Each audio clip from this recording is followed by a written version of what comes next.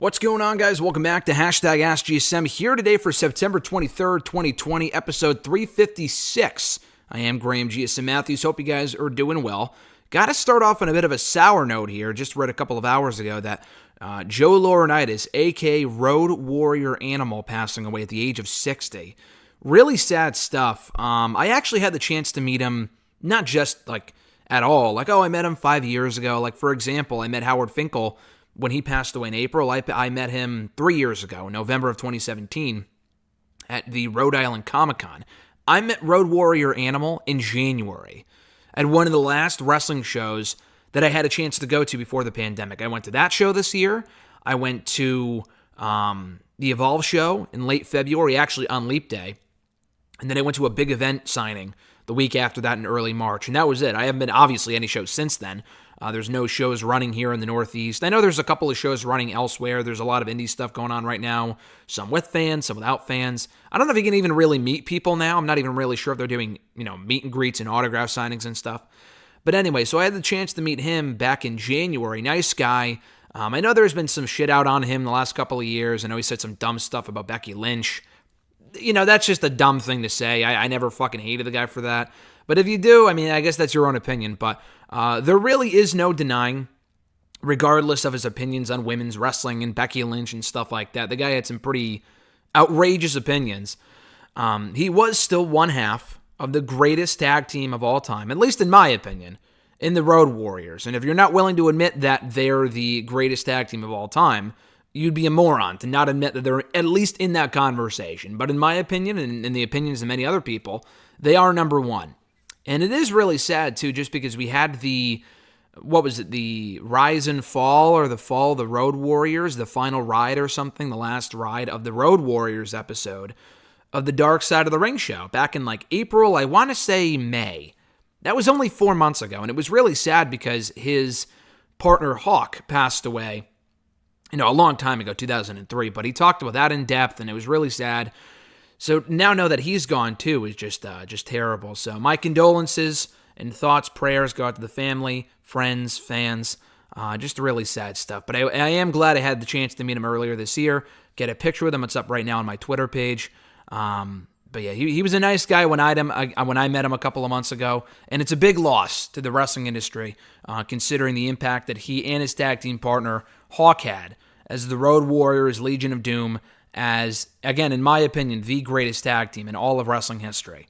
If you want to send in a question to the show, you can do so by tweeting me on the Twitter machine at WrestleRant with the hashtag AskGSM. Find me on Facebook as well, facebook.com/Graham.gsm.Matthews.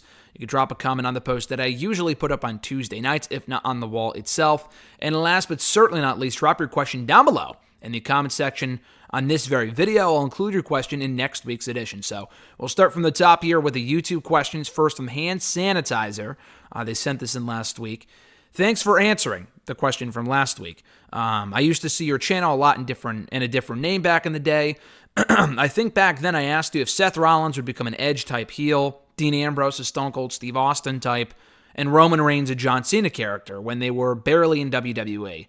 I used to also ask about Cesaro a lot because I thought he was so gifted but never got big title shots. Just curious if you still do think he has a chance or just a lost hope by now with any big title chances.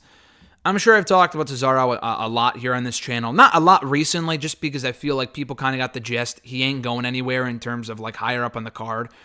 And I hate that. I definitely did get a lot of questions, probably from yourself under a different name years ago, about Cesaro, his main event potential.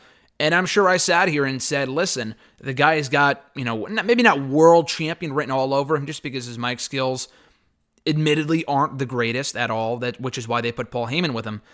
But that pairing flopped just because they never really put enough, creative attention on the pairing. And they pushed Cesaro early on, but after a while they had Cesaro lose a lot. And then they just broke him up way too soon. They were only together for about 2 or 3 months, if that. It was only 2.5 months. Cesaro lost a few matches. He set his sights on the Intercontinental Championship, and that was it. They moved on to the pairing. Then they, put Heyman back with Brock Lesnar in time for SummerSlam when Brock Lesnar came back. It was like a interim fling type of thing. Like, oh, my actual boyfriend, girlfriend's away, so let's have this little mini fling for a little while until we get back together. You know what I mean? That sounds weird with Heyman and Cesaro, not a visual I exactly want to envision here. But that's kind of what it felt like because it was only temporary and it lasted so short. That alliance, I think, may have actually been shorter. It was definitely shorter, I know that for a fact, than Heyman's alliance with Ryback or Curtis Axel. And Cesaro is better than both of them, in my opinion. Do I think he's a lost cause? I do. As far as being a future world champion, I do. Now, again, I've said that before here on the show about Kofi Kingston, and he went on to win the WWE Championship at WrestleMania 35 in one of the greatest WrestleMania moments ever. I will go ahead and say that. And not just because I was there in attendance for it, it was an amazing moment, but I think a lot of people would agree it was a genuinely awesome Mania moment. And we don't get a lot of those. We get a lot of cool ones, but in terms of a heartfelt, emotional, well-deserved moment, that was fucking it. Could we get something similar for Cesaro? You never say never. I mean, Drew McIntyre went from being the chosen one to being a member of 3MB to getting fired to being brought back and becoming WWE champion almost actually a decade after being declared the chosen one by Vince McMahon. Cesaro joined WWE in late 2011. He joined the main roster in early 2012. It's been 8.5 years. That is such the minority, though, as far as people who live up to their full potential years later. McIntyre, Kofi are not the majority. They're by far the minority as far as that stuff goes. I don't see the same thing happening with Cesaro. Kofi struck gold with the New Day gimmick, and he's kind of reinvented his entire career the last 6 years. McIntyre went out, reproved himself, and then came back a bigger and better person than he was before he left. Cesaro is just still the same guy. And there really wasn't anything wrong with him in the first place aside from his mic skills, but it's not like he went out, improved his mic skills, came back and won a world championship. John Morrison, honestly, I see a better chance of John Morrison becoming a world champion after the time that he spent away from WWE, improving his mic skills, getting better in the ring, and he was already good to begin with. But his work in AAA, Impact, Lucha Underground was so good that I could see WWE saying a lot like McIntyre, although with McIntyre, he left because he was fired. Morrison left on his own accord because his contract expired in 2011. I could see them bringing back Morrison and saying, wow, this guy looks like a world champion, and now he feels like a world champion. They kind of squandered that with, not the Miz tag team, because that was always going to happen regardless, and I'm glad it did, but by booking him to look like a fucking loser every week for the last 6 months. Like, these guys have not won a match. Like, aside from maybe the occasional 6-man tag team match, these guys have not won a fucking match since maybe April when they lost the tag team titles. I guess it's leading somewhere, but I'm not 100% positive. But anyway, as far as Cesaro is concerned, I think they see him in the tag team ranks. And again, they did with Kofi, but Kofi's been a part of New Day. They've been really popular. They've always been over. Cesaro is over, but it's not like he's getting these, I mean, there's no fans right now, but it's not like he's coming out and getting these huge reactions every single week. The guy was getting hot again at 2 different times to my memory. One in 2015, after he broke, actually 3 times. One in 2014, that was really when they should have pulled the trigger on him, and they didn't. Again in 2015, when he broke away from Tyson Kidd after Tyson Kidd got hurt. Cesaro started doing the whole Cesaro section thing. That was really popular for a while. That really went nowhere before he got hurt. 2016, he came back. Again, really, really popular for a while. Could have won Money in the Bank, arguably. Dean Ambrose won it that year. They kind of used it as a storyline device, a story device to kind of get the belt on Ambrose, which I understood. But he was still very popular in 2016. They paired him with fucking Sheamus. You catch the drift here. I feel like every time he starts to get hot, they put him in a tag team, whether it be with Sheamus, Tyson Kidd, Jack Swagger, and now he's with Shinsuke Nakamura. I feel like they just see him as a tag team guy. Maybe that's because that's what he was before WWE and the Kings of Wrestling, which why they never reunited them, which I've said here in the show, I have no idea. I just don't see him getting above a certain level. I really don't. I feel like that time has come and gone. They have a lot more prominent prospects that they're focusing on from NXT, still people on the roster, that honestly have higher potential, have a higher ceiling than Cesaro because they can talk. Like, I still think Kevin Owens going to be a multi-time world champion because the guy's great in the ring and he could talk a lot better than Cesaro. He's a guy that I would like to see the world championship on again before they were to go with a Cesaro title reign. Could Cesaro get a Kofi-like moment down the road? Like I said, anything can happen. Anything can happen. Do I see it happening, though? Unfortunately, no. I just see it as a lost cause, lost hope, as you said. I think they just see him solely as a tag team guy. Emmanuel A. from YouTube, their first question was, Rusev's comment about Vince thinking fans chanting Rusev Day were just messing with him reminds me of Daniel Bryan post-WrestleMania 28, where WWE had him literally claiming the same thing about the yes chants. Do you think Vince assumed the same thing about Daniel Bryan's popularity in 2012? Abso-fucking-lutely. And that's a great comparison. I 100% believe that when the yes chant got over, any normal wrestling company would see that after WrestleMania 28 and go, holy shit, this guy's over. Let's turn him babyface. And they did a long time later, but for a while there, as you mentioned, they didn't have him say yes, although they put out a fucking shirt with it on it, which made no sense.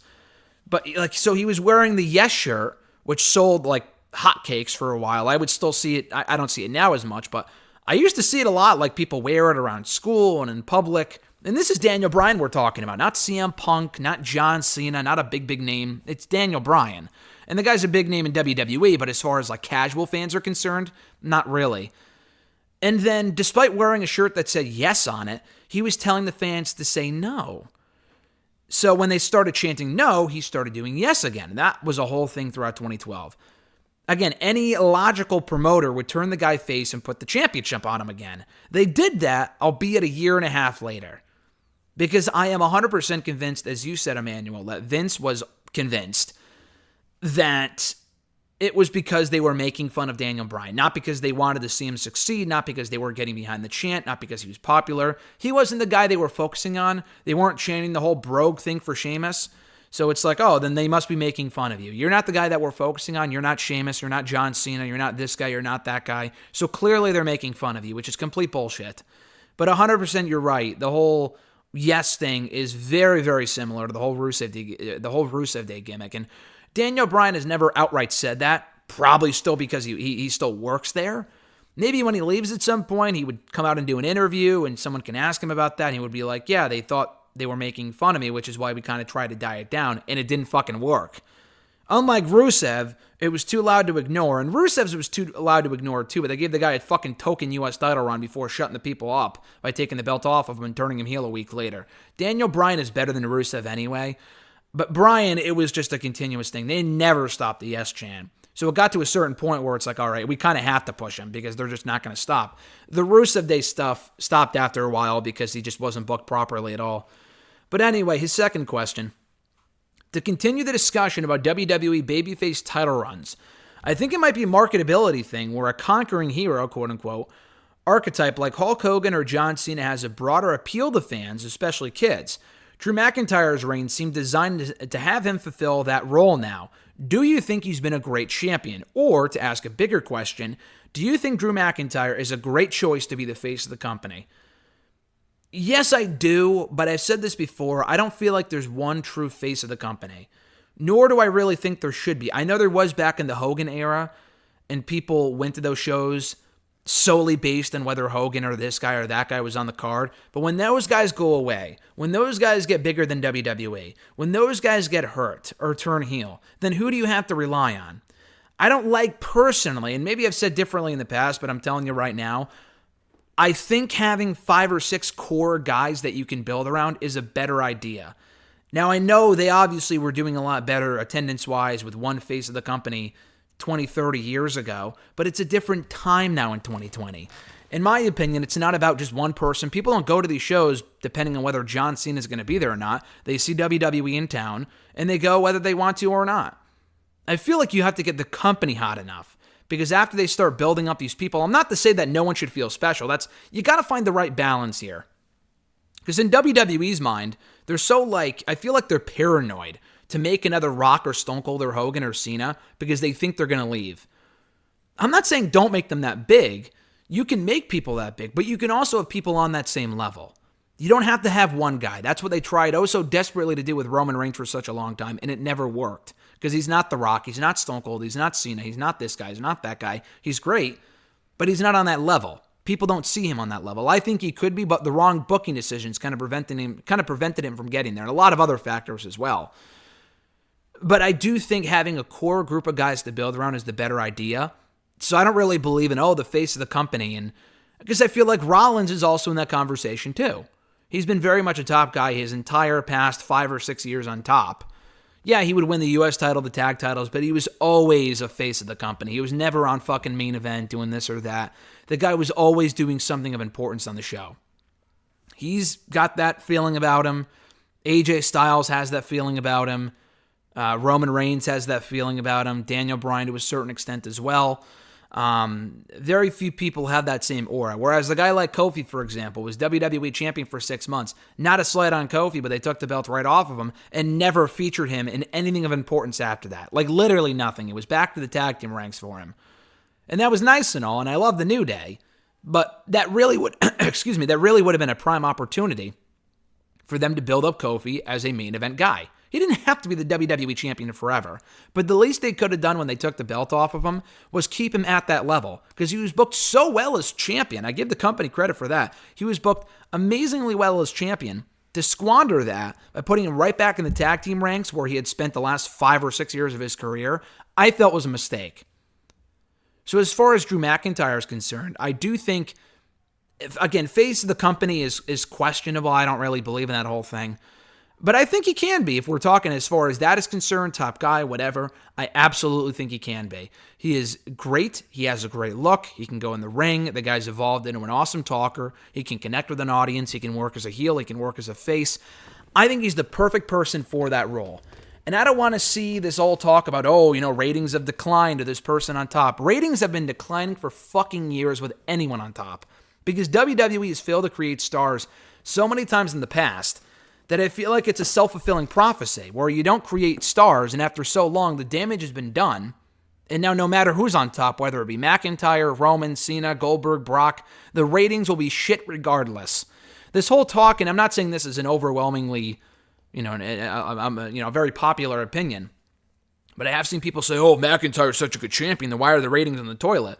Because this fucking product, this fucking company did it to themselves by not creating stars sooner. They should have been doing this shit years ago. At WrestleMania 21 alone, they created Cena, Batista, Orton, Edge, Mysterio. That's 5 top perennial names that any non-wrestling fan will know of, for the most part. When have they done that at all in the last couple of years? They did it with The Shield. I will say they did it with The Shield, and one of those guys is gone now, and he took his talents to another company. And they still have Roman and Seth. But what else? Like, I know they have AJ, but he was kind of already a star. They didn't create that star. That's really about it. And they're making a new star to McIntyre. That's great. He's not exactly up and coming. He's been here for a fucking decade, on and off. But I do think in the role right now, he's doing a great job. Like, where was this talk about ratings declining when Brock was champion? The Brock effect is wore off. Brock is still special, but it's not like when they bring him in for a Raw, it's going to pop a rating. Maybe ever so slightly. But the days of that happening, and not just for Brock, but literally anybody, dude. They would do Raw reunions and bring in Taker, Hogan, Rock, all these other people. Rock might be the only person, just because he has shown up so little in the last 5 to 6, 7 years, that he is the only one that can make a real difference ratings-wise. That's it. That's really about it, to be honest with you. Other than that, no one's going to really improve the ratings drastically. It's going to be a very slow, gradual process. AEW probably has the best chance of any company because they don't have a stigma of like, the product sucks. Like even Impact, as good as their product is now, I don't ever really see the ratings improving drastically on Access TV or Twitch or whatever because they have a stigma about them. No matter how good they are now, people will still think that they're TNA and that they suck. And they did for a long time. But they're better now.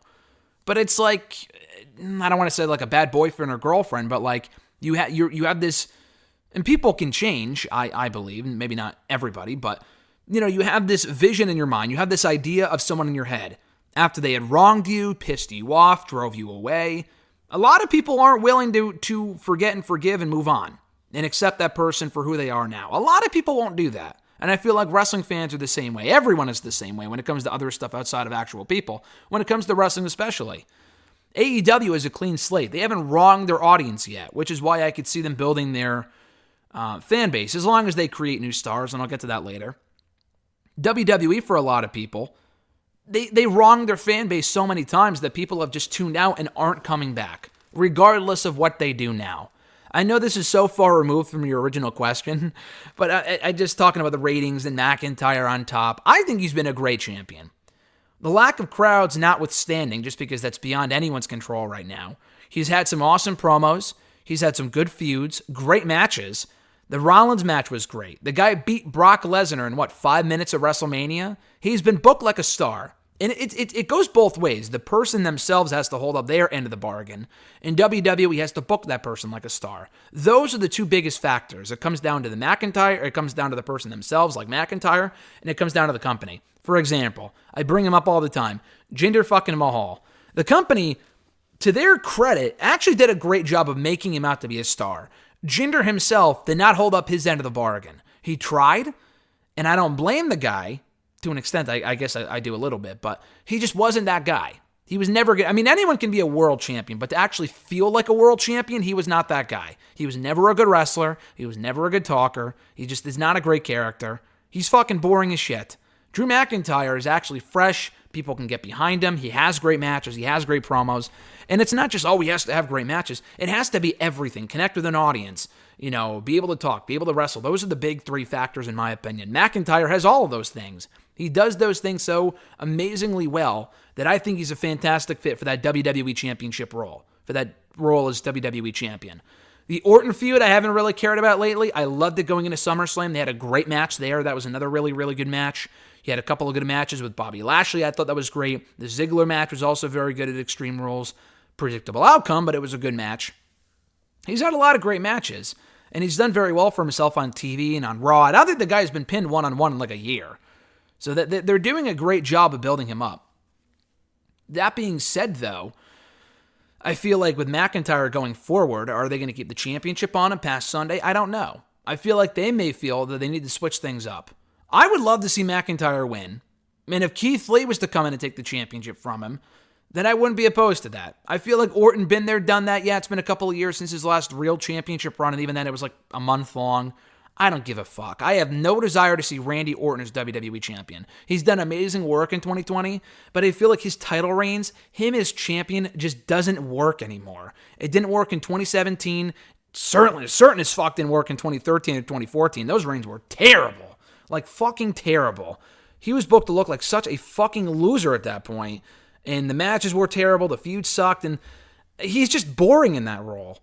He is. I don't want to see another age of Orton going into WrestleMania, or only for him to face Edge or whoever the fuck else. I just don't care. I would rather see them keep the belt on McIntyre and have him drop it to a Keith Lee, or call up Adam Cole and have it lose it to him, have him lose it to Adam Cole. There's a few other options, but Rollins isn't exactly a fresh face, but that would be interesting, although they already did that feud. So anyway, I do think McIntyre's been a great WWE champion. I can see why having that conquering hero has a broader appeal, but it doesn't exactly create new stars. Because when Cena had this conquering, again, he was built up to be this big star by beating everybody. And then at the end of the day, when Cena's gone, who do you have left? Literally nobody. You got to create new stars. Yeah, when that heel eventually beats that person, I mean, I honestly don't remember half of the people who ended John Cena's WWE title reigns. Same thing with Hulk Hogan or Bruno or people like that. I honestly don't really remember because it was all about the champion. Whereas if a heel had the title and they lost it to a big babyface, that's usually a better story and a better moment as opposed to the other way around. Moving on here with No Laura from Facebook. Thoughts on the whole Thunder Rosa Evilise incident, and do you think that was her last shot with any wrestling company with all of her history and whatnot? So that was a big thing going on social media last week. That clip that made the rounds of Thunder Rosa kind of flipping Evilise over, and she was putting her in like a full Nelson or something on the ground while Evilise was sitting down, and Evilise looked bored out of her mind. Completely unprofessional. Now, I will be the first one to sit here and say that she's great. Evilise is great as an in-ring talent. She should be signed. I'm shocked she hasn't been signed already. But if this is the attitude, which has carried her a lot of different places, she had an issue with that type of stuff apparently in Lucha. She had an attitude issue apparently in WWE. I know she was fired partly because of the Bill DeMott thing, but why not bring her back? She had a tryout a couple of years ago. They didn't hire her. There must be a reason for that. And NXT likes, WWE with NXT likes to sign everybody. So why wouldn't they sign Evilise? Why hasn't AEW signed her sooner? The more of this shit that we see from her, the less likely it is that she is going to get signed. And you're absolutely right, though. I feel like if she fucks this up and gets into some sort of heat with Thunder Rosa, they were a little stiff with each other. I'm not talking about shooting and shit like that. That was just, I think that was blown a little bit out of proportion. It definitely wasn't professional on Ivalice's part. But if she continues to do it, and I don't know why you would if you're trying to get a big wrestling contract and she's as good as she is, why waste that talent by just, I don't know, by being selfish or having an attitude issue? Why she hasn't worked on that by now, that is the problem, I don't know. But you're right, if she fucks this up, because as of right now, I don't think she's signed. Her and Diamante won the Deadly Draw, which is, I'm glad she won. I'm glad they won. But why would you give the medals to a team that aren't even signed? Ivalice may not be sticking around, so that seems stupid to me. Why you would do that seems like a TNA type of thing to do. That's like if WWE had Zack Sabre Jr. or Kota Ibushi win the Cruiserweight Classic because they weren't signed, hoping that they would sign because they won the Classic. And they're like, no, you know what? I'm going to go back to Japan. And then it's like, oh, shit. Like, what was the point of that? You know what I mean? Like, you got to get these people locked down before you have them win the tournament. And I think they should have done that with Diamante and Ivalice, which I think they should be signed anyway. But I think they might be holding out. Diamante is great. It doesn't really seem like she has any problems at all. Ivalice is the question mark. And I think Diamante can still be signed even without Ivalice. They're not like a package deal by any means. But yeah, she fucks this up, she's done. Because what other company is going to want to hire her? She tried to go to Impact. She was there for a little bit, and I think they fired her, or she has some sort of heat with Impact. She never went back to Impact. Ring of Honor, I don't even know if she was ever in Ring of Honor. I'm not sure if Ring of Honor even wants her. AEW, she would have burned that bridge. WWE clearly doesn't want her. Where else is there for her to go on a national stage? New Japan, like, they don't really have a women's division. Yeah, she can continue to do Stardom. I saw her at like a Stardom show earlier this year when I went to that Evolve show, actually. And she can continue to do stuff like that, but she won't ever be featured by a major company again. This is it. It's now or never, which is why she's got to fucking grow up and not do this dumb shit like what we saw in Dynamite last week with her and Thunder Rosa. At Iwagu91, what are your thoughts on the reveal of the Retribution stable on Monday's Raw and their ring names? I'm glad they moved forward with the storyline by having them reveal kind of their identities. But it's not like when they took off the masks, Tom Phillips was like, oh, that's Dominik Dijakovic. I guess they don't want you to think that it's them. Or that it's, what doesn't make sense to me, and I'll talk more about this in depth with RJ on WrestleRant Radio tomorrow. What doesn't make sense to me is that the whole storyline is that they work at the PC. So it's not like they're pretending these people are outsiders trying to get a job here. They worked at the PC. They worked in NXT. We fucking know who these people are. The Bane mask, I mean, we could still obviously tell it's Dijakovic. Mia Yim, you can practically see her whole face, the blue hair. Everyone knows it's Mia Yim. She's been in the main roster before. Dijak has also appeared on Raw before. So people know it's them. Dio Madden was a fucking Raw commentator a year ago. You can't really see his face. He looks more like Madman Fulton right now. You can't really see his face, but you can see like the dreadlocks, a lot like Madman Fulton in Impact. I honestly thought that was Sawyer Fulton for a second when I saw him on Raw this week. But so you can tell who these people are. Is the idea that they're not using their WWE names because those are names that WWE gave them? Like Mia Yim, that's her real name. Mercedes Martinez, that's her real name. Dio Madden, Dominik Dijakovic, or, Dio Madden, I don't really get. I guess it's an anime thing. Dijakovic, his real name is Chris Dijak. If this leads to him being called Chris Dijak, I think that'd be great. Instead, his name is fucking Slapjack or T-Bar and Mace. What the fuck? What the fuck? This gimmick will never get over. If you're going to be calling these people Mace and T-Bar and Slapjack, these people are already dead in the water. The feud, the faction already sucked anyway. This just makes it worse. And again, I'm glad they moved forward with it. That's been my one criticism of the entire thing this entire time, that they haven't really done anything to develop the story. They finally did on Raw, and I'm glad. But why wouldn't I just use their actual identities to make people care about them? They look ridiculous, too. The whole Bane mask thing, they look ridiculous. The faction sucks. It's even worse now. It's by far the worst thing on Raw right now. The ring names are terrible, too. The whole thing is a complete fucking mess. Your thoughts on Serena Deeb signing with AEW? I think it's a great pickup. I think Serena Deeb is very good. I haven't really seen, to be honest with you, before her recent AEW matches, she was on Dynamite, faced Thunder Rosa a couple of weeks ago. She was on Dark last night. She got signed on Monday. She was on Dark on Tuesday. Had a good match with, I think, Kylan King. But I don't think I've really seen Serena Deeb wrestle, ever, to be honest with you, because she was in the Mae Young Classic a couple of years ago. I think the first one in 2017. Yeah, because Caitlyn was brought back as like the veteran in 2018. And, you know, she looked really good, and I think she had one or two matches. I forgot how far she went. But, you know, she looked good in the tournament. But other than that, I have not really seen her wrestle at all. I just knew that she was a great competitor based off what I've heard from her. But, like, when she was in WWE the first time, I never watched her FCW work. And when she was with the Straight Edge Society, she may have wrestled one match, like one intergender match, I think, and then she was fired soon after. So I never really got to see Serena in the ring at all. And I've been really enjoying her work. And she's really good. She had a great match with Thunder Rosa.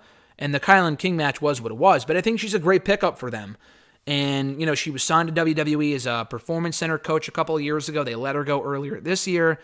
I guess she got the feeling that they weren't going to bring her back, which sucks, which is a loss for them. But their loss is AEW's gain. And AEW's women's division clearly needs a lot of talent. They need a lot of focus, and they have some good talent. They have Britt Baker. Big Swole, I don't really care about, but she's good. They have Chris Statlander. She's hurt right now. Anna Jay, Ty Conti, they're both, you know, works in progress. They're long-term projects, in my opinion. You know, you have a couple of good women, but you need more established women that can go. And obviously, Kurashita's great. Nyla Rose is getting better. They need more than that, though. And Serena Deeb is a great step in the right direction if she... I was going to say if she is indeed signed, but we know she is as of Monday, so... Yeah, I'm very glad she's joined AEW. I think that's a great landing spot for her. Since the 2020 WWE Hall of Fame class might become the 2021 WWE Hall of Fame class, do you think The Undertaker will headline the 2022 class instead?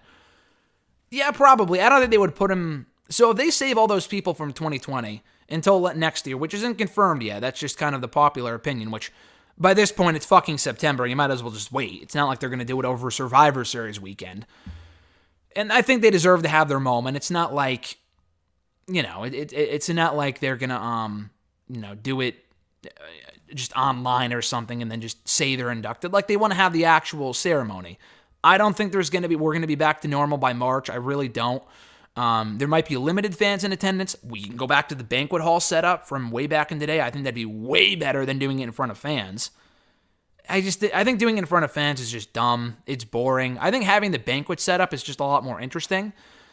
But anyway, so if they save that class for next year, there really isn't any point in inducting anyone else, like doing a whole other class or whatever, just because we're getting both Batista and the NWO in that Hall of Fame class. To have Taker come out and do his induction would overshadow everybody. So, yeah, I think they should save Taker until the following year. Not just assuming that he's not done yet. I am convinced that he will probably wrestle another match.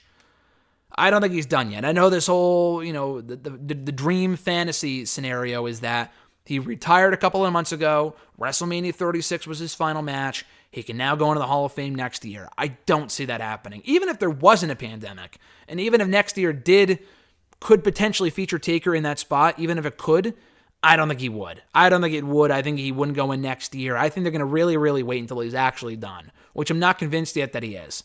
He could be inducted and then continue to compete. Kurt Angle did that. Obviously, Ric Flair did it for one night. Goldberg is a fucking Hall of Famer. He's back now.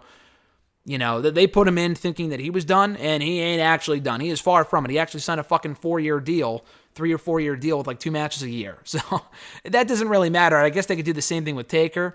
I would love to see Taker go in, though, when he's done. Like, with his character, I want to see him just fully retired, which I don't get the gist is the case yet. He even fucking said the other day to some outlet or some interview or something, I would consider it. He never actually said, yeah, I'm never coming back. And even if he did say that, I'm still probably not convinced, because seeing is believing. At Iwagu91's fourth question here, your thoughts on Eric Young as Impact World Champion? I think he's been doing really well in the role, honestly. I was a little skeptical when he got brought back to Impact, and yeah, I know that's his home, but I was like, you know, I was a little like, the guy was damaged goods in WWE, I don't really care, blah, blah, blah. But I do think, you know, he's actually done very well for himself. He's been a great top heel. The feud with Rich Swann has been great TV. He's had a lot of good matches so far with Willie Mack, Eddie Edwards and who he beat, which is who he beat for the title to begin with. Yeah, I'm really digging Eric Young as Impact World Champion. I think he's going to lose it next month at Bound for Glory to Rich Swann, which he probably should given the nature of their story. But I'm looking forward to the match. I'm looking forward to it. He had a great segment on the show this week, roughing up the Deaners and getting in the face of Scott D'Amore, one of the head bookers of the promotion over there, one of the head guys, one of the head officials from old Team Canada back in the day. But yeah, I didn't think I would enjoy Eric Young as much as I am in 2020. I don't want to say he's one of the best parts of Impact, but I think he's kind of one of the best parts of Impact. And you might be saying, oh, that's bad news for the rest of Impact. Not really, because the whole product has been enjoyable. And I'll get this out of the way real quickly. There was a segment on the show last night. Yeah, the Eric Young stuff was good. The best part of last night's show that you absolutely have to seek out, and I tweeted this, Heath Slater fucking retweeted it or quote tweeted it, which was cool. I absolutely love this. So there was a segment that aired on the show yesterday with Heath Slater, and he's been trying to get a job with Impact. I mean, I'm sure he's already signed, but in storyline, he's been trying to get a job. Heath for Impact is what he wants to get trending on Twitter.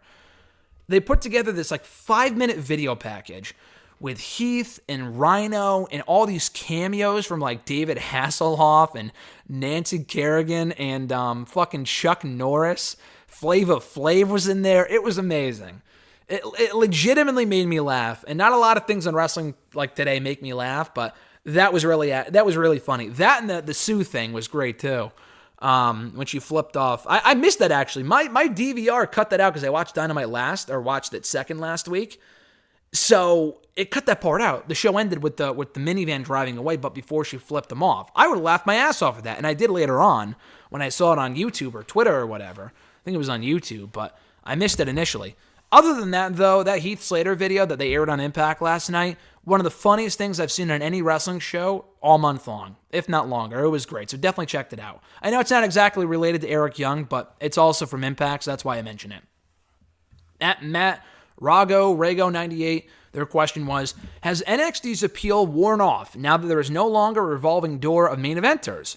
In other words, are guys like Gargano, Ciampa, etc. permanently occupying the main event, bogging down the product? That's actually a really, really good question. So he's basically asking, since they're not really bringing in any more new main event talent, does the fact that they have the same people on top hurt the product? I still say I'm enjoying NXT right now. Is it as great as it was a year or so ago? No, but I think my thing with that is not because the product is bad. My biggest issue with NXT right now is the lack of audience, and that isn't even their fault. They have the PC people there. It's not the fucking same. A big appeal of NXT are the crowds. Or the crowds, Full Sail specifically, and they can be annoying at times, but they make a big difference. A huge difference. And even with the PC people there, it's just not the same. I still enjoy the product. I thought the last two shows they've done on NXT have been great. They just had a different frantic energy to them, Super Tuesday Night 2 and then last week's Wednesday NXT were both great shows. So does the fact that they don't have a revolving door of main eventers anymore hurting the product? To an extent, yeah. Honestly, a little bit. I agree with that. They are still bringing in new talent. They haven't in a little while. I feel like with the pandemic, the last real big name they brought in was Killer Cross. And they also signed Timothy Thatcher at the same time. He's not like a main event guy, but he has been really good since they brought him in. Cross was the last person they brought in. So it's not like we're still seeing the title being exchanged between Ciampa and Gargano. I feel like the issue with the guys like Gargano and Ciampa and Cole being on top, and now Balor, is that we've seen almost every combination of them feuding. Gargano has feuded with Balor. He's obviously feuded with Ciampa many times. He has feuded with Cole many times. Ciampa's feuded with Cole. Ciampa's feuded not with Balor. I think that's the only combination of those four guys that we haven't seen, is Ciampa and Balor. They had one match on TV last year. Balor won. Other than that, we have not seen them face off at all. They haven't feuded at all. That's the only fresh feud there. Because we've also already seen Cole and Balor a few times. We've seen Cole and Ciampa, like I said, Cole and Balor, Cole and Gargano. So that's why. Keith Lee is gone, and Karrion Kross got hurt. So yeah, they need new main event talent. And honestly, it's not just a matter of bringing new people in, because I think they have the talent there. It's just a matter of making new stars out of people. Velveteen Dream, just been there, done that, I don't care. But you have Kushida. Could he be NXT champion? Probably not. But they could be doing a lot more with him. They have been recently, which I like. They got to promote him. They got to promote Bronson Reed. They got to promote Cameron Grimes. People don't love him. I'm not a big fan of his, but he is also very good. Timothy Thatcher can be that guy. Damian Priest can be that guy. Killian Dane, they're finally starting to do something with, which is nice. Escobar, I think, once he drops that Cruiserweight Championship, can be a top guy on that show. That's how good that guy is. He just screams star to me. I love Legado del Fantasma. So, yeah, they don't really have that, we're bringing someone new in and we're putting them on top, because they feel like they do that a lot, because that's NXT, and they do that because they don't know how much time they have with these people. Like Mercedes, they had to kind of wrap up her push pretty quickly because she had to be called up to Raw because Vince wanted her for Retribution, which, God bless her, but they haven't brought in anyone new in a while, but I think they still have a lot of talent left over, where until WWE starts to call it more people, which they probably will at some point. They already called up Keith and Matt Riddle, among other people this year, Bianca Belair. Until they start calling it more people, they can make the most of who they have. Gargano and Ciampa, it's not like they've been fighting for the NXT Championship this entire time. Ciampa was earlier this year, but that was it. I mean, Cole was in the title picture for a while, as was Keith Lee, as was Karrion Kross before Lee left and Kross got hurt, Kross got injured. Now it's Balor. I would like to see a fresh face win that Gauntlet Eliminator on Wednesday, and I think they will. We have Kushida in there. We have Grimes in there. Thatcher. Kyle O'Reilly is another guy that's been there for a while, but he hasn't been a main event guy. Kyle O'Reilly would be awesome to win. And who was the last guy? Bronson Reed, I think? So it's Reed, O'Reilly, Kushida, Grimes, and Thatcher. I think are the 5 guys that are confirmed for the match. I would be happy with any of those guys winning. Balor's already faced Grimes. He's already faced Thatcher, beaten them both. We haven't seen Balor and Kushida in WWE. We haven't seen Balor and Bronson Reed in WWE. And we definitely haven't seen Balor and Kyle O'Reilly in WWE, at least one-on-one. So they got to start making new stars out of who they have as opposed to just bringing people in every other month. At RJ_Marceau, Mr. Marceau's question was Raw the worst episode of... I'm sorry, that's actually John's question. I'll get to that in a moment. RJ's question was, what would you say are the 3 biggest issues right now with Monday Night Raw? It's a great question. So I was originally going to write about this for Bleach Report on Friday. I changed topics, so I won't, and maybe I will at some point. My biggest issues with Raw right now, I mean, I had actually multiple. I made up 7 reasons, but you can name any one of those reasons as my issues with Raw. 1, Retribution. It fucking sucks. They got to get rid of the faction or just blow this shit off quickly because it ain't working, and it's not going to get anyone over. It's not going to get anyone involved over, I'll tell you that much. They fucking suck. I love to hate on Retribution just because they're so terrible. Raw isn't entirely terrible, but there are a lot of issues with it right now. Like, I'm digging the Hurt Business and stuff like that, but I feel like the bad outweighs the good right now. So, Retribution sucks. The camera... I'm going to be honest with you, I'm actually more of a fan of Raw Underground now than I was initially. It's grown on me. The biggest issue with it, though, are the goddamn camera cuts. They fucking suck.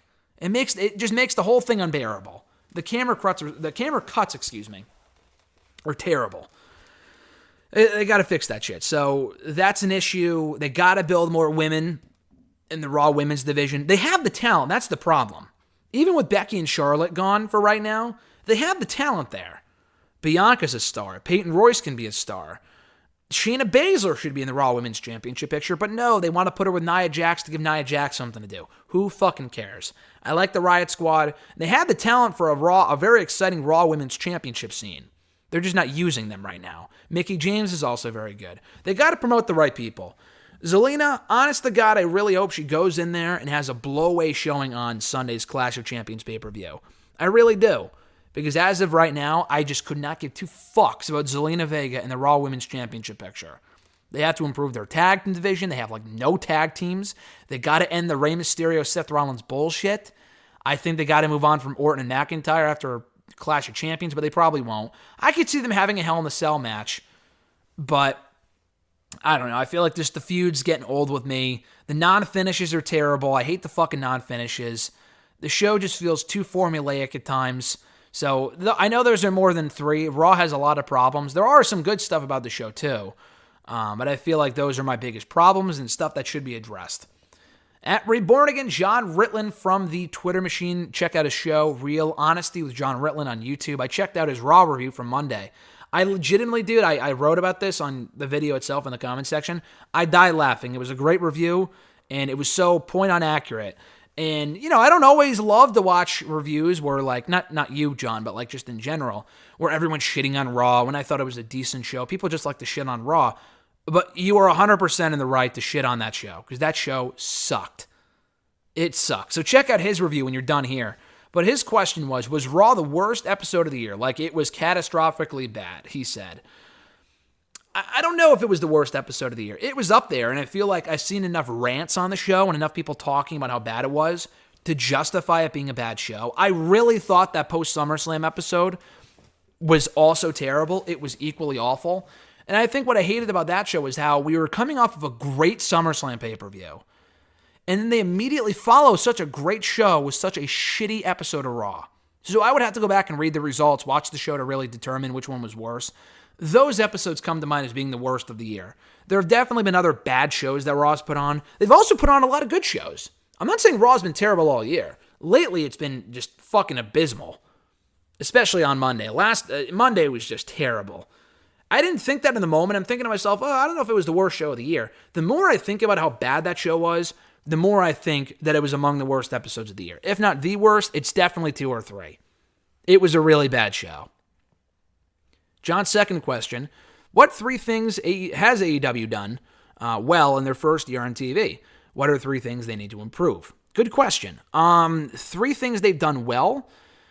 A few different things. One, advertising things in advance, and maybe this is just me, but I really do feel like that factors into people watching Dynamite over NXT. Not just the fact that it's a more exciting show most weeks, Dynamite over NXT, but they actually tell you what's going to happen. NXT advertises maybe 1 or 2 things. Dynamite gives you a whole fucking card at 1 week ahead of time. I think that's really smart. Because if I see a whole card, I'm like, I know what I'm getting on Wednesday. You don't want to give away all the surprises.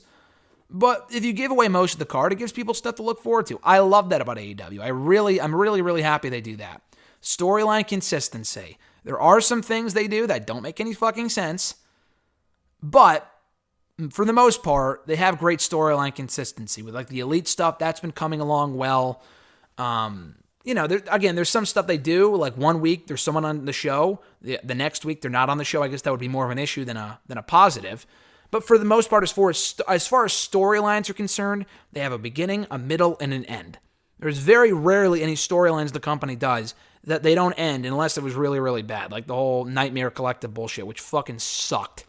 It sucked. So I like the storyline consistency, which is completely unlike WWE. And the quality matches. They give you quality matches every week on TV. I'm not a fan of the abundance of tag team matches. I'm glad they have a great tag team division, but I feel like we get too many tag team matches and too many multi-man matches on these shows. Stop it. Get some help, as the old Michael Jordan meme, gif, whatever video would say. But they give you great matches every week. NXT does that as well. AEW sometimes even more so. They're just always great matches on the show, at least 1 or 2. So I like that about AEW. Things they should be doing better. More character development, and they have been doing a better job of this, I will say, compared to when they first got on the show. NXT, that was a big issue with them as well. They should be running more vignettes and more video packages. Again, they have done a better job of this. Like the whole Britt Baker got over via video packages as a heel when she got hurt. So I feel like they're not doing a terrible job of that, but I would like to see more of it. Like, why should I care about Jurassic Express? Or why should I care about the Lucha Bros? We haven't heard from these people in forever. They have great matches, but we don't fucking hear from these people. We need to hear from them. More emphasis on the women's division. I already praised their tag team division. I think they have a great tag team division. Almost too many teams, to be honest with you. They need more emphasis on the women. They're not on the show nearly enough, and when they are, they're in there for like 5 minutes. The Sheeta Rosa stuff has gotten the women more time, which is nice, but they need to bring in more women, create more stars, and give them more storylines and make me care. Impact, I think, has done an amazing job of that. Impact is a great women's division, but like almost every woman in that division has something going on for them. That's really what I think I like about Impact's women's division. It's not that they just have a lot of great women like WWE does. They're actually using all of their women. Rosemary and Taya, they're currently doing this wedding thing, not with each other, but like with Johnny Bravo, the old referee. It's a dumb storyline, but like they're involved in something. Taya is also currently feuding right now with Kiera Hogan and Tasha Steelz. Jessica Havoc and Nevaeh were feuding with Steels and Hogan for a little while there. They're doing their own thing. They're doing something with Susie. Susie and Kylie Ray are an item. Not like romantically, but like they're a pairing in Impact. Kylie Ray is currently feuding with Deonna Purrazzo over the Impact Knockouts Championship. Deonna Purrazzo is linked up with Kimber Lee, so she has something going for her. Tennille Dashwood, the former Emma, is currently feuding with Jordynne Grace.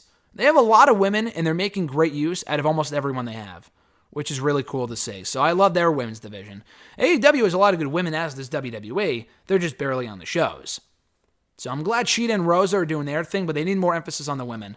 And, God, what was the other thing I was thinking of, too? That was based off of that. I don't remember. But they also got to build new stars. This is another issue I have with the company where, yeah, they've done it with like Orange Cassidy. Orange Cassidy is not going to be the next AEW champion. They got to start building up people who can actually lead the card. And they're doing that with Adam Page, but I'm talking about people like Jungle Boy. MJF, they've done a pretty good job with. He was directionless for a while, but they've done a good job with him. Oh, the other thing, my other issue with AEW, less factions. They have way too many factions. And I feel like that's just a personal thing. Because a lot of you guys, I'm sure, watch New Japan and have no issue with it over there. I fucking hate like a majority of factions. WWE has a lot of factions, but they're spread out over the course of 4 different shows. They're not all in one show. AEW has the Eddie Kingston faction. They have the Inner Circle. They have the Dark Order. They have the Nightmare Family is another one. They have the Elite, technically, until they kind of break off a little bit more than they already have. They have SCU, which is a trio. They have Best Friends with Orange Cassidy.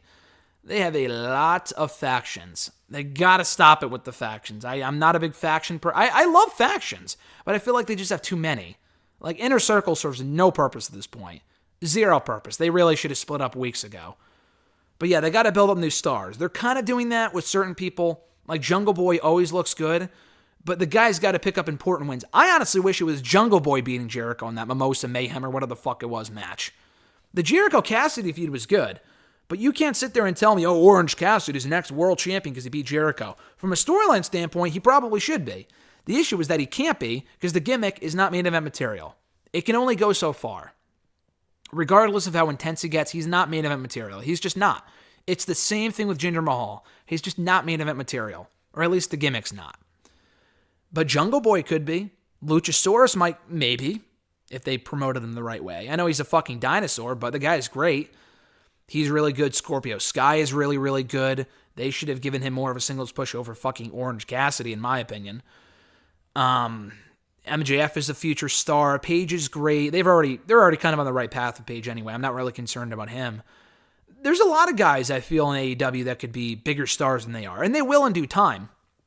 But it's been a year now, and they got to start building up new people. John Mox is a former WWE guy. He was already a star. Brody Lee was already a star. They're not creating new stars out of these people as champions. You know, the Revival were already fucking stars. Like, they're all former WWE guys. That doesn't really bother me, but at a certain point, they got to create new stars. The Lucha Bros were kind of already stars, but not on a national level, which is why I think they should have been tag team champions a long time ago, but that's a different story for a different day. At any rate, we'll move along here with at noob_n_co 1991. Non-wrestling related question, but what are your thoughts on the WandaVision trailer? Do you think it'll be great in the post-Avengers Endgame timeline? And will it lead up to Doctor Strange 2? I thought the trailer was actually really cool. Now, I have not been overly invested in the WandaVision stuff. I honestly couldn't have cared less when the show was first introduced. I don't really give a shit about Vision. I didn't really give a fuck when he died in Infinity War. I don't give a shit about Vision. Wanda I like, Vision not so much. The whole romantic relationship they have, I just don't care. Maybe a little bit more than Hulk and Black Widow, but I still don't find myself, I ship them. Like, I don't give a shit. But the trailer looked really cool. It seems to be dealing with like multiverse stuff. I thought it might be like a comedy type shit, like something really cringy. But it seems to be all just one giant front. And I heard this might lead to the introduction of Mephisto into the MCU or, it's cinematic universe, but like the TV universe, whatever. I'm really interested to see how they handle it. I don't know how they're going to resurrect Vision. I don't think he should be alive, but maybe he's just a dream or he's in hell. I don't know. I'm not exactly sure. But I'm looking forward to seeing what they do. I thought that trailer was great, and it got me excited for that show. And maybe just because we haven't gotten any Marvel content at all in well over a year since Far From Home. But it's better than nothing, so I'm looking forward to seeing what they do with it. And do I think, is it going to lead up to Doctor Strange 2? Absolutely. I've already seen a lot of speculation that it might end with like Wanda as like this pseudo heel, not a full-on bad guy, but maybe she's misunderstood as being a villain, which makes her the de facto villain for Doctor Strange 2, because I think she's supposed to play a pretty prominent role in that movie. So I'm looking forward to seeing what they do. I'm very excited to see what they do with the movie and the show moving forward. His next question, with rumors of Ronda Rousey coming back to WWE, who should she feud with, Charlotte, Flair, or Asuka? I wouldn't mind either one. First of all, I don't know where you read the rumors. I know Ronda has like commented on WWE stuff, and she talked about, I don't know, what was it? She tweeted something wrestling related the other day. I forgot what it was. She ain't coming back to WWE. During a fucking pandemic, I doubt it. I would eat my hat if she came back. I said I would eat my hat if Roman Reigns went heel, and he fucking did. So you never know. I don't think she's coming back. Because why now? Why would she come back now as opposed to like 6 months ago or something, you know? I don't think she's coming back anytime soon.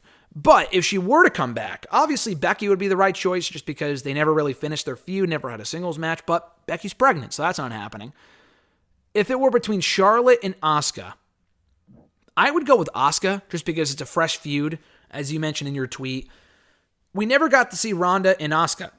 When Rousey debuted and she, faced off with those three women in the ring, she faced off with three women: Asuka, Charlotte Flair, and Alexa Bliss. She faced both Charlotte and Alexa Bliss. She beat both of those women. Not Charlotte by pinfall. That match ended in a DQ at Survivor Series 2 years ago. So I would like to see more from them in a one-on-one scenario. But they're both great heels, so it's kind of tough to say who would be a babyface. Asuka as a babyface with Ronda as a heel, I think would be awesome. I was actually hoping for that match at WrestleMania 35, but we got what we did instead, which still worked, and that was before Becky really got hot, so it didn't really matter. But yeah, I think Asuka and Rousey match would be awesome, I think. What's your favorite WWE pay-per-view theme song this year? I would say The Greatest Show by Panic at the Disco, because that song made me want to watch The Greatest Showman. But it should have been the theme song for next year's WrestleMania. That would be up there. I really like that song just because I love The Greatest Showman. I love the song. The remix by Panic at the Disco was awesome. I didn't even know that existed until I heard it as the theme for the pay-per-view for Backlash. If I had to choose one, I'd probably go with WrestleMania. I honestly forgot about The Greatest Show. I still think about The Weeknd's Blinding Lights. It was just the perfect song for that WrestleMania that would have been even bigger and better had WrestleMania taken place in front of 80,000 people in Tampa. But it was still a great song, and it makes me think of that WrestleMania, which was a good show in my opinion. So I don't really know. I thought the Rumble theme this year that was by Zayden Wolf or something like that, it was called Ready to Rumble or whatever. That was a great song. They haven't really used many other songs. The SummerSlam one was very brief, but it was a good song. God, I don't really know. I'm trying to think of other songs that they have that they've used. What did they use for Payback? I don't even remember. God, I don't know. But yeah, I think my favorite would be Blinding Lights by The Weeknd for WrestleMania 36. At Golden Ace Rain from Twitter, their first question was, should Sami Callihan be doing something better than feuding with Rob Van Dam and Katie Forbes? Yeah, but at the same time, the guy was heavily involved in the title picture for a while, so I don't really mind that he's out of the title picture right now. RVD, regardless of what you think of the guy, is a big name. It's not like Sami Callihan's feuding with fucking Rohit Raju, who, yeah, he's the X Division champion, but the guy was a loser before he won the belt. I have no desire to see that. Rob Van Dam, though, is a pretty prominent name, a former world champion, everywhere he's went for the most part. So I have no issue with it. And the matches they've had have been actually pretty good, at least in my opinion. I fucking hate Katie Forbes, and not even in like a heelish way. I just think she's terrible and sets women's wrestling back by like 30 years. But Rob Van Dam himself, yeah, he's really slow at this stage of his career. But, he could still go to a certain extent, and Sami Callihan's getting the best out of him. So I haven't really minded the feud. Plus, it might be over anyway, because RVD beat him last night, but then he went on to pile drive, Sami went on to pile drive Katie Forbes anyway. And Josh Matthews on commentary made it sound like that was the end of the feud. So we'll see if it continues. I'd be completely content if it ended there, though. What's worse, Retribution's masks that make the most of them obvious who it is, or the new name changes? It's a good question. They're both terrible, but the name change, like the masks are dumb, but we've seen bad looks before in WWE. You just change the look and it's fine. The name change is terrible. Like, again, they could change the name. But T-Bar, Mace, and like the masks I could see like, oh, they might have thought that looked cool, which is why they did it. I'm not sure how you come up with the names Mace, T-Bar, and Slapjack and think that those are in any way intimidating or creative or in any way good, because they fucking suck. So it's tough, but I would say the name changes just because they're so bad. And if these guys ever break away from Retribution, they can go back to using their real names like Dio Madden, Dijakovic, whatever. But it's not off to a good start. You can overcome a bad look. It's hard to overcome a bad name. Dolph did, but Slapjack is way worse. Let's be honest. Since Thunder Rosa showed up on AEW, what other NWA wrestlers would you like to see on AEW? I think I've answered this question before, but even if I haven't, a few people. I think the three that come to mind are Nick Aldis, obviously, as the NWA World's Heavyweight Champion, Eli Drake, and James Storm. Those are the three that come to mind. Tim Storm would be cool too. I don't really know what you do with him. He's a great talker. He's a good wrestler, but I don't really know where he fits in. Eli Drake would fit with AEW like a fucking glove. I was disappointed he didn't go there initially, but he's been great with NWA, as has James Storm. Either one of them would be awesome. I don't see it happening, but it would be awesome.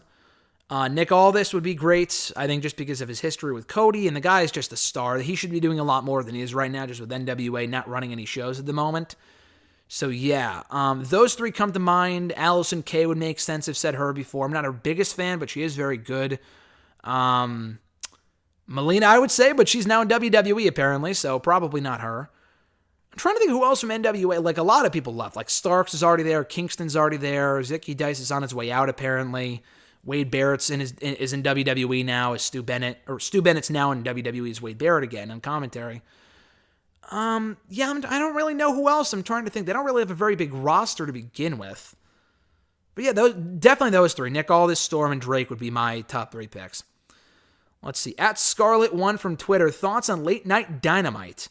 I honestly thought it was a really good show. So I just watched it this morning. It aired way too late for me, and sometimes I go to bed pretty late. But I went to bed early last night. At least, for me, by my standards, it was early by midnight.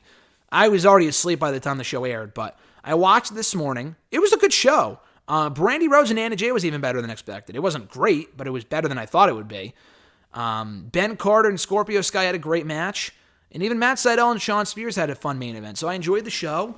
And honestly, watching it, that is exactly what Dark should be. Storyline significant matches, good matches, longer matches. 11 squash matches does absolutely fucking nothing for me. Like, when they call it Dark, they literally do, like, dark matches to try out people. I don't give a shit about that. I want to see, like, secondary matches, what it kind of was when the show first started. What we got on this Tuesday Night Dynamite was great. Like, they're matches that didn't really need to happen on Dynamite, but they were perfect for a secondary show. That's what I want to see on Dark. Not fucking, 5 and 10 of the Dark Order facing some two jabronis. You know what I mean? I just don't care about that at all. Have you heard about WWE 2K Battlegrounds? I have heard of it. I haven't played it at all. And, I haven't really seen too much of it. But I did see the Tessa Blanchard thing from last week and how they put her graphic in the game, which is hilarious. I don't know how the fuck that happens. And they had it removed, apparently, but it was still funny when I saw that. So Alexis's brother, actually, my girlfriend's brother, Devin is his name. He actually got the game, I think, upon launch, and he was playing it last week. I don't know if he's played it since, but he said he enjoyed it. And he might be easy to please. He's known as Mark Henry to RJ because he always wears a Mark Henry shirt. But, he said he liked the game. I haven't played it yet. I'll give it a shot. I don't think the game didn't look just overly appealing to me. You know what? I said the same thing about All-Stars, and I enjoyed All-Stars. So I'll give it a shot because he has the game. I think he has an extra controller, and I'll let you guys know if I play it. But, I heard about it. It looked decent. Not a must-have game by any means. Predicted best and worst of WWE Clash of Champions. Good question. Predicted best and worst from Clash of Champions. Well, I do think... I don't really give a fuck about the ambulance match. I think the ladder match with Jeff Hardy, Orton, and Sami Zayn is going to be great. That should be one of the matches of the night. That's what I'm looking forward to the most. Cesaro Nakamura versus Lucha House Party, people don't really care about, but they've had matches before. But they've always worked well together, and I think they can have another really good match. So, don't sleep on that match. Vega and Asuka, I just don't give a fuck about. Cross and Bayley, we've seen before. Street Profits and Andrade and Garza, we've seen a million times before. I don't really know what's going to be the worst. Maybe the ambulance match, just because those matches are rarely ever any good. So probably that. Roman and Jay could just be fun as a full-on fucking beatdown. I feel like that match could potentially steal the show in a weird way, if not the ladder match. But that's what I'm thinking about the card on Sunday. At Misdemeanor, and also Bobby and Apollo should have a good match too, because they've always worked well together as well. That payback match they had was very good, so that should be one of the better matches of the show in my opinion. At Misdemeanor 6 from Twitter for the final question of the day. What match do you prefer between the Young Bucks versus the Butcher and the Blade Falls Count Anywhere match, or Best Friends versus Santana and Ortiz's Parking Lot Brawl? Both matches were fun for me, and Best Friends versus Santana and Ortiz just pipes it up for me just because of this storyline. So, yeah, I agree. Both matches were good. I like the Young Bucks and Butcher and Blade. I didn't think it was this amazing Falls Count Anywhere match. I don't give a fuck about Butcher and Blade. It was a very good match. I just don't really give a shit about them. Plus, that wasn't really much of a storyline. Best Friend Santana Ortiz. Would I go so far as to say it was the greatest parking lot brawl I've ever seen? I'd really have to go back and watch the other ones. We don't get them normally. It was a great match. I don't know if I would give it 5 stars. Dave Meltzer. But it was an awesome main event. I thoroughly enjoyed it. And yeah, the storyline helped. They had an actual feud going there. So it's not like this is the random parking lot brawl, like a random Falls Count Anywhere match, like with the Butcher and the Blade and the Young Bucks. This actually made sense. And it was a great match to boot. So obviously of the two, I would definitely have to say the parking lot brawl between Best Friends and Santana and Ortiz. And that's going to do it, guys, for today's episode of #AskGSM. Thank you, as always, for checking out the show. This was episode 356 for September 23rd, 2020. Be sure to like the video, drop a comment, share the video, and subscribe to the channel for more daily content. Hit that little bell button as well to be notified every time a new video goes up. New episodes of #AskGSM available every single Wednesday. And with that being said, folks, have a great rest of your week. I'm Graham GSM Matthews, and I'll catch your ass down the road.